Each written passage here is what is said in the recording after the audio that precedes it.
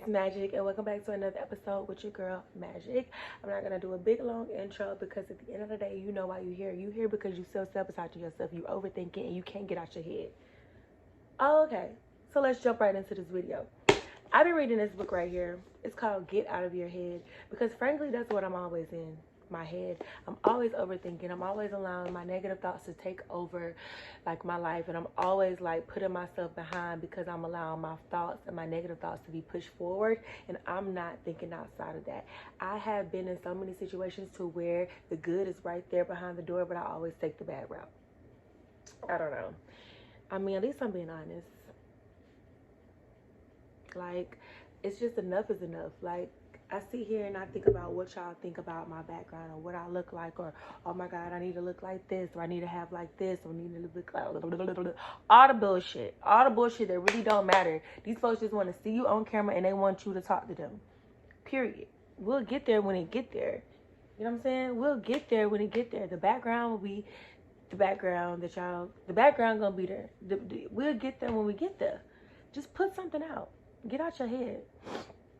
I've been laying on my couch all day trying to figure out Final Cut Pro because nobody told me that I had to have a hard drive to use my camera and my computer. Like, I made this video not once, not twice, but 5 times. And then I was just like, you know what? Just use your freaking camera on your phone. Because this camera, where is that? Where's she at? She's somewhere. She don't want to work. Like, if it's not one thing, it's another. Like, if it's not one thing, it's another. Like, it's like, nobody said that you needed a Lacey to hook up my SD card to my computer. Like, nobody said that. So now I gotta go buy a hard drive tomorrow. By the grace of God, I'll be able to afford it by the end of the week. But, y'all, I'm just tired of overthinking. I'm tired of being in my head. I'm tired of self-sabotaging myself because there's so much out there that I could potentially have and deserve if I just really put forward the effort. So I wrote down a little letter to myself, and I'm going to share this with you because I know I'm not the only one who is doing this to themselves. I did tell you I was reading this book, right? It's All in Your Head. And it was a Bible scripture that popped up, and it was just like, be transformed by the renewal of your mind. This means it's possible. That's a freaking bar. Like, be transformed by the world. Be transformed by the renewal of your mind. Be transformed by the renewal of your mind. Example, I look like this, but I'm still a beautiful girl that can get on camera and be confident with what the fuck she look like. And a lot of people can't do that. With me, I can. So that's what I'm going to do. And I got my computer right here so I don't miss anything. So let's get to it. Definition.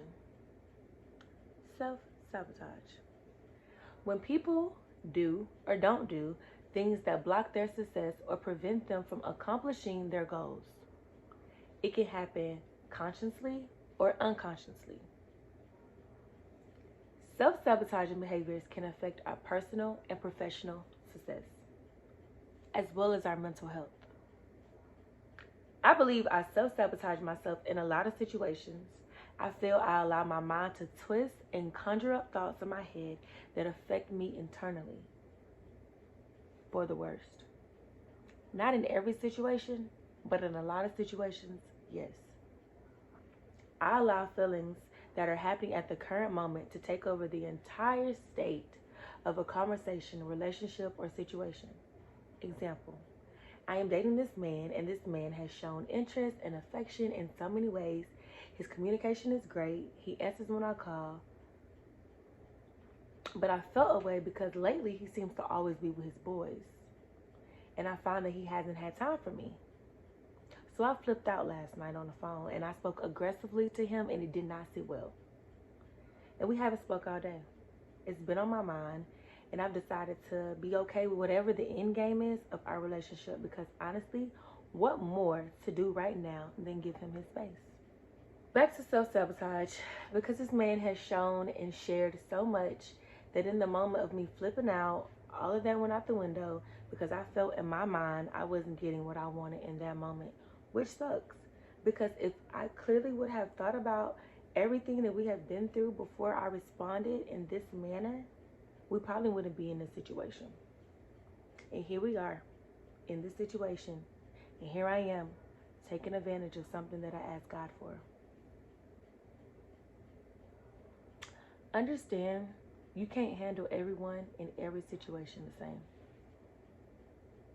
But anyway, I'm glad this lesson did happen because I never thought I would actually sit down and admit.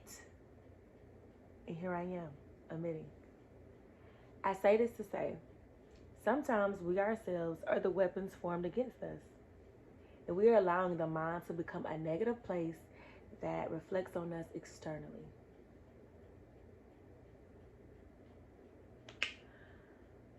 Whew. That was a bar. I allowed the negative thought to turn into a negative play of words, which ended us in a negative situation, which allows me to be able to be here in this place that I don't want to be in. Stop allowing yourself to sabotage the good things that are present.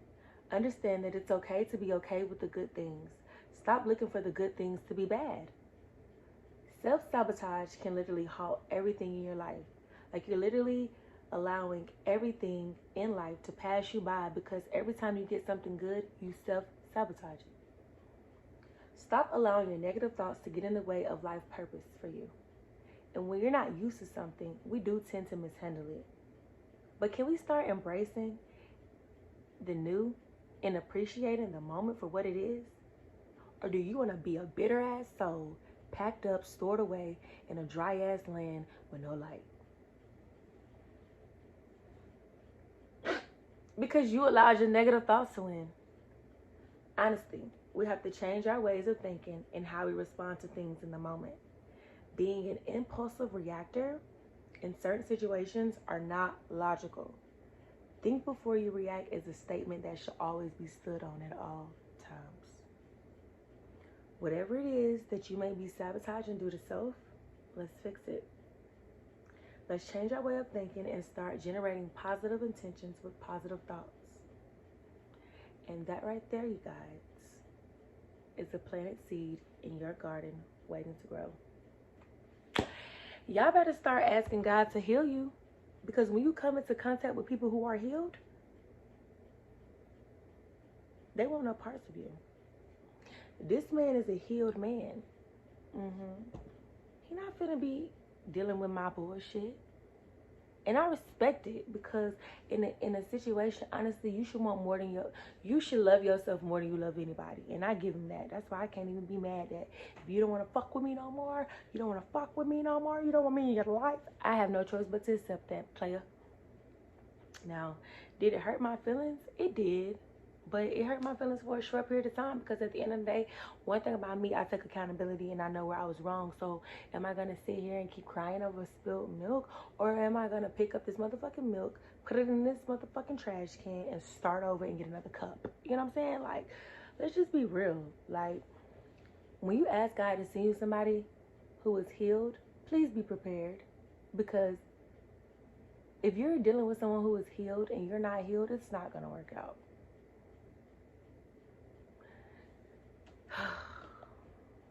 It's been 24 hours and he ain't reached out to me. I ain't reaching out either, so it is what it is. I feel like personally it's on him this time. Like, it's on him to allow me back into his life if he did choose to.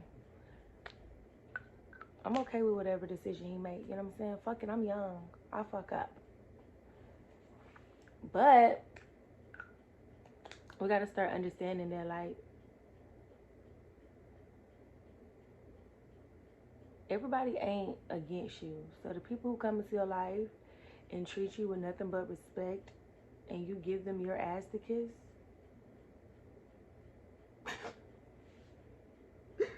y'all, I'm telling you, I'm just telling you what I did wrong. And that's took advantage of something that I wanted so bad that I mishandled it. You know what I mean? But in a way, like I said, I'm glad that this happened, because if this didn't happen, I wouldn't have had a story to tell. I wouldn't have took accountability of something that I've been doing for the rest of my life, all of my life. Not the rest of my life, excuse me. But I wouldn't have took accountability of something that I have been doing for a very long time. Y'all asking for these men to be in your life, to be part of it, and you treating them like little boys. You can't handle a grown-ass man like a little boy.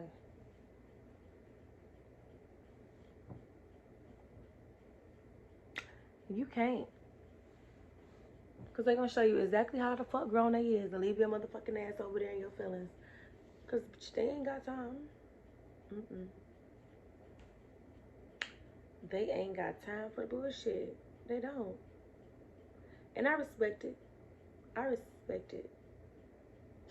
But in a way, I do want us to like come back together so we can reconcile. Like, but I'm gonna allow him to come back to me. I'm not going back to him. Cause I ain't got nothing to say. I feel like if a nigga wanna talk to you, he will. You know what I'm saying? He will. Now, you may have messed up something, but don't keep chasing the bull. Like, if a person's showing you that they don't want to be bothered right now, just let them have their space. You can't force yourself into their life and they don't want you there. Remember, you're the reason why it is like this. You know? So, that's my little message for today.